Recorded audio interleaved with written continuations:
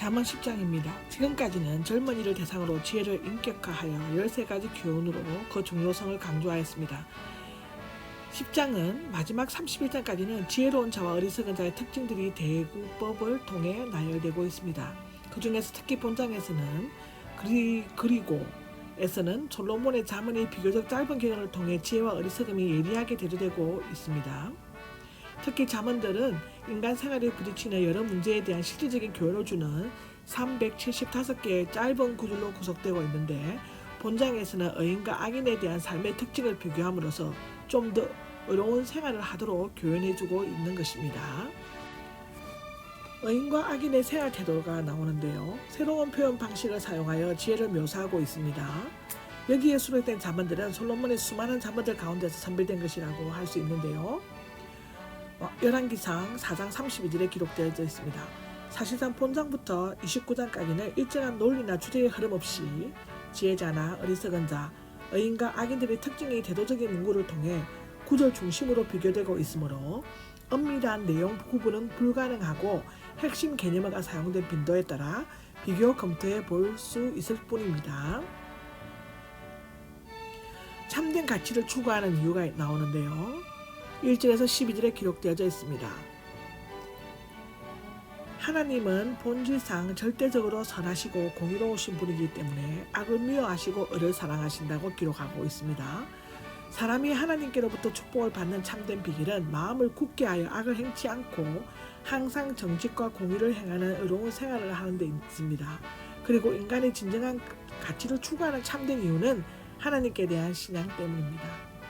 중요한 내용을 살펴보면 아들이 아버지에게 기쁨을 주는 효도의 잠언이 장절 첫머리에 놓인 것은 효도가 모든 사회 도덕의 기초가 되기 때문이고, 불의의 재물에 대해 언급하고 있는데, 부귀는 편리하고 빈곤은 불편한 것이지만 재물은 위험이 많고 특히 불의한 재물은 무익하고 무의미하다 라고 기록되어져 있습니다. 부귀를 탐욕이라고 할 수 없으며 금전에 대해서는 간용해야 한다고 기록하고 있습니다.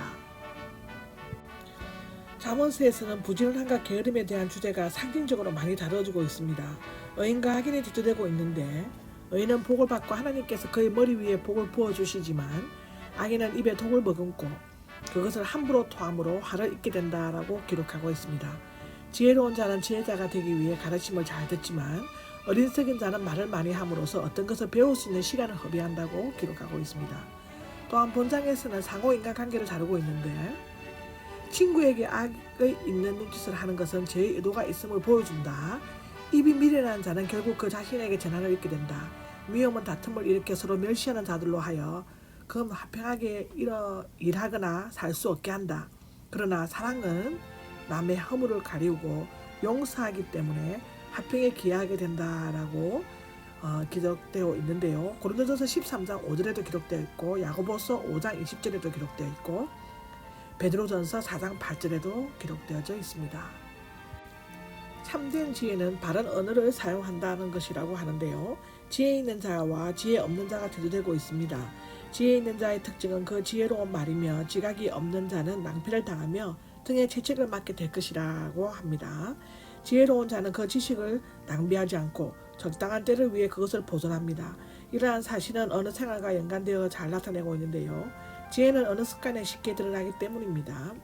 미련한 자는 말을 많이 하고 신뢰성이 없기 때문에 죄를 쉽게 짓지만, 지혜 있는 자는 말을 조심스럽게 하고 절제하기 때문에 신뢰를 얻게 됩니다.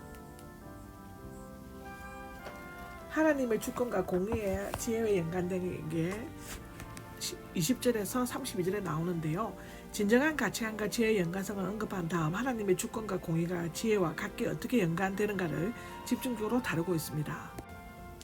하나님의 주권과 지혜는 인간이 살고 죽는 것, 불행과 행복은 하나님의 주권에 의해 결정되므로 인간은 하나님의 주권을 인정할 때 지혜로운 자가 될 수 있다고 기록하고 있습니다. 무엇보다도 지혜로운 자는 악한 자의 저속한 말, 즉 거짓말, 중상모략, 수다가 달리 천언과 같이 고상하며 많은 사람들을 먹여 살린다고 합니다. 본문은 의인이 받게 될 영육간의 영원한 복을 악인의 헛되고 일시적인 삶과 멸망과 대도시켜 강력히 드러내고 있습니다. 특히 이 복은 본질상 세상에 속하지 않는 복으로 죽은 이후까지 누릴 수 있는 영원한 복이라고 기록하고 있죠. 하나님의 말씀은 의인과 악인의 삶을 분간하고 구별짓는 유일한 기준이며 근거가 된다고 기록하고 있습니다. 만약 하나님의 말씀에 합당하게 실천하면 축복의 상징인 땅을 소유하게 되지만 어긋나게 행동하면 심각한 결과를 초래하게 된다고 32절에 기록하고 있습니다. 또한 하나님의 말씀에 순종하는 의인은 장수와 즐거움, 안전함을 얻게 되지만 악인은 그 어느 것도 가지지 못한다고 기록하고 있습니다. 아멘.